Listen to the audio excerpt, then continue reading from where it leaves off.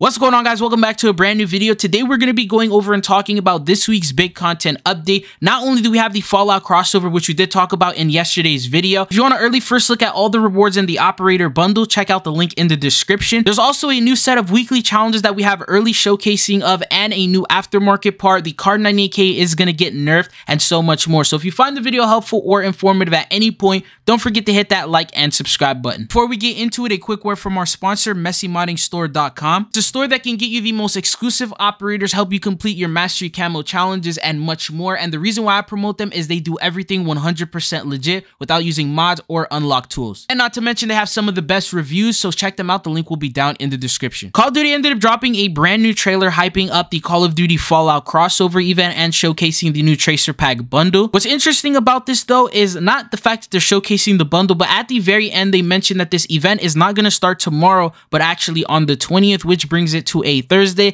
This very rarely happens in Call of Duty. Usually events will always start on Wednesdays. When you go over to the event tab, it also mentions that there is one more day, which usually would be a countdown of a couple of hours. So it looks like for some reason they are delaying it one day, maybe because the blog post is set to arrive tomorrow. And speaking of blog posts, they also dropped one for this Fallout crossover. They said the Call of Duty Fallout sees Task Force 141 join the Vault Dwellers, available on June 20th. And here's a strange message: intercepted missive to Mr. JAK Kabat from Edward Deegan. Mr. Kabat, to wit, furthering my updates regarding the possible Vault 141 escapees. I hope this message finds you well. I've been tracking 4 military scavs since my eyebot caught a glimpse of them on the outskirts of Beacon Hill. They ventured all over the place, from Spectacle Island clear across Fort Hagen. As you know, I'm always looking for people who know how to handle themselves in dangerous situations. From what I hear, they may fit the bill. They can certainly handle themselves in a fight. Their leader appears to answer into the name of Price, favors a Gauss rifle at longer range, wicked shot, seen him take out a Mirelurk at 100 paces,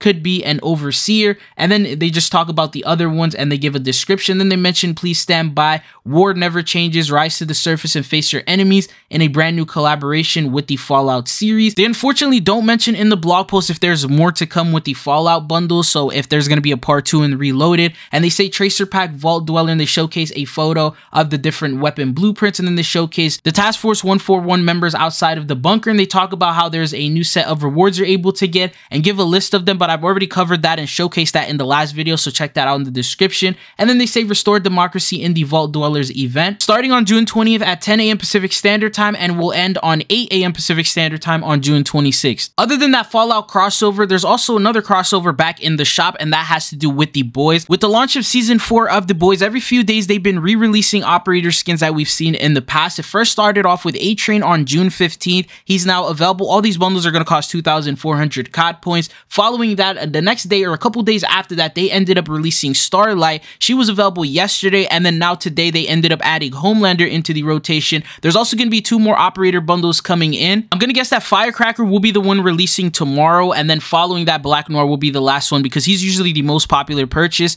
They release him last every single time, so you can expect these to come in before the Reloaded update ends up going live. If you haven't got a chance to buy them and you do want them, this is your opportunity to get them. I don't think they'll be returning for a while after this. Today we didn't receive any weapon balance changes or updates. This is because it's all scheduled for the Season 4 Reloaded update that's set to go live this next upcoming week. But they did confirm a couple of things. One is, someone ended up posting this a couple days ago. He said the KAR98k is literally the best shotgun in the game, and the best sniper, and the best weapon all around. And he talked about how it was just completely unfair to use this weapon. It's too overpowered, it's too broken. And Sledgehammer actually ended up responding to this. They said, feedback heard, the KAR98k balance adjustments are incoming, and we are currently targeting the Season 4 Reloaded update. So it definitely means that that weapon will end up seeing a balance update along with a bunch of other weapons. So there will more than likely be a new meta that will end up arriving. This won't be the only weapon that gets adjusted. A lot of weapons may end up seeing a nerf. Maybe the FJX Horus, that's been a little overpowered lately, as well as maybe the Superi 46 might end up seeing an adjustment. So they're going to be altering and changing up a lot of things as they usually do. So that's why we didn't get a meta or patch note update this week. Anyways, here's what we're actually going to get this week. The first thing is a new set of weekly challenges will go live, and these are the photos of the weekly challenges. So this includes getting eliminations with operators blinded or stunned in multiplayer, getting operator eliminations with bomb drones or mosquitoes, placing top 3 on the leaderboard. Also, credit to Reality UK for all these screenshots. I usually like to also post them earlier, so that way you get a good idea of the challenges you'll have to complete and the game plan that you're going to follow before the update goes live. But you can expect these challenges to go live tomorrow, 9 a.m. There's also the zombie side of things and the challenges that are available for those if you prefer playing zombies. And they're challenges like get 300 kills with frost damage, 300 explosive damage kills, get 2 warlord kills, which sounds like that's going to be a pretty crazy challenge and you should skip that. But the next one after that is also the Warzone challenges. These are usually always the same. It's open up loot containers in a particular area. In this case, it's going to be on Urzikstan, different regions, northwest, eastern, southeastern, central, and then there's also the complete contracts. So those are pretty standard. They usually don't change all too much for Warzone, but once you complete 5 out of the 7 out of any of these, you will end up unlocking the JAK Thumper-656 kit, and this is an early gameplay showcasing of what that looks like. Credit to Bob Network. Basically what this is it's an aftermarket part for the RGL launcher. The description says an improved long barrel for an infantry carried grenade launcher, fires projectiles at higher velocities and distances, compatible with a wider variety of launcher projectiles. And what this means, you can put on a total of 4 different lethals, and you can use a drill charge, you can use a sticky, you can use slugs, and you can use impact grenades. And this is the early gameplay footage that we have of that. Credit to Bob Network, pretty much just showcasing what it will look like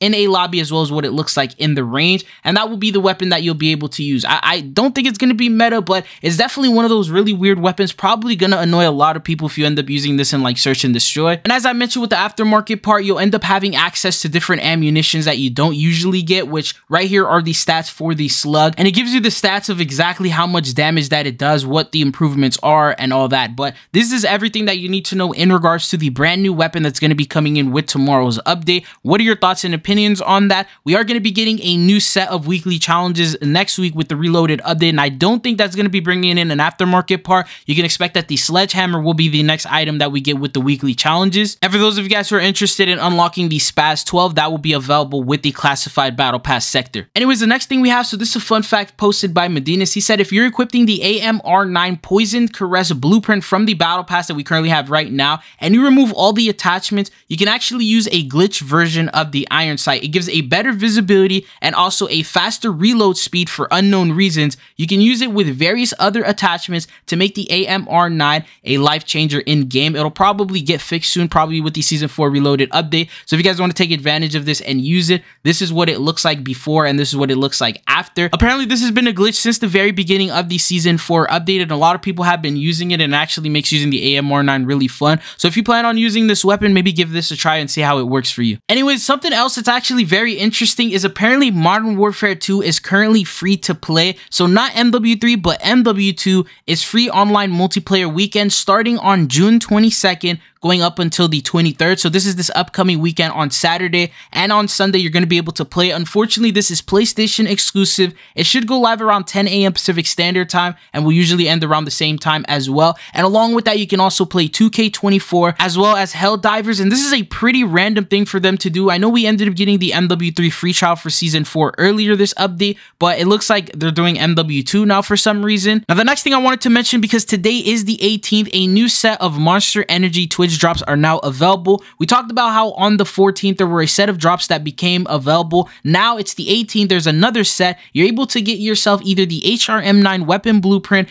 and the calling card called the Cold Rotation. And in order to do that, you'll first need to connect your Call of Duty account to your Twitch account, which you could do over in the settings of Twitch. After that, you'll need to watch Huskers or Aiden for 30 minutes for the Cold Rotation and for 1 hour to get the HRM9 weapon blueprint. This is available from the 18th going on to the 21st, and that will be ending around 3:58 p.m. Pacific Standard Time. So make sure you claim these limited time rewards, and then the operator skin will be available on the 24th, and apparently they will have a code for whoever ends up winning between Huskers, Aiden, Symphony, and Teep. Anyone who wins from there will end up getting a code that they'll be able to give to their community on the 24th. Once I get that code, I'll make a video and let you guys know. The last thing that you can also expect with tomorrow's update is we may end up seeing the Season 4 Reloaded blog post. We've been talking about this over the last couple of videos, but usually a week before the update goes live, they will drop that blog post. They'll give us all the information that we need to know about that next update. Now, although we typically see that on Wednesdays, there have been times where they have delayed it up until maybe Thursday, Friday, or the Monday before the update goes live. And in this case, that that may end up being true because this Wednesday is going to be Juneteenth, and that could be a holiday break for the marketing team, so they may not be available to drop the blog post and cover everything, so they may end up releasing that a couple days afterward. And that also sort of makes sense because the Fallout crossover is supposed to start on Wednesday,